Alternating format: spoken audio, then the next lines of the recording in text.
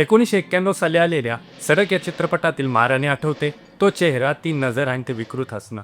लोक थिएटरमध्ये या कॅरेक्टरला अक्षरशः घाबरत होते. ही भूमिका इतकी भयानक आणि जबरदस्त होती की फिल्मफेअरला खास बेस्ट विलन ही कॅटेगरी सुरू करावी लागली.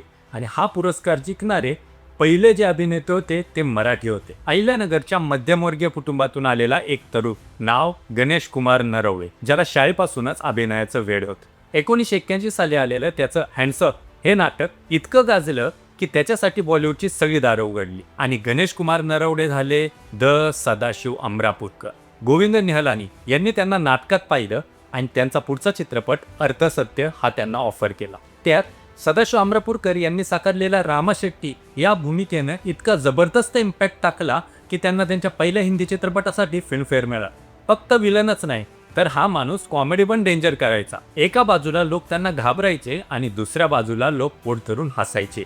हिंदी, मराठी, बंगाली, तेलुगू, तमिळ यांसारख्या 60 भाषांमध्ये काम करून या माणसाने दाखवलं की ॲक्टिंगची रेंज काय असते. पडद्यावर क्रूर दिसणारा हा माणूस खऱ्या आयुष्यात मात्र खूप हळवा आणि सामाजिक जाण असलेला होता.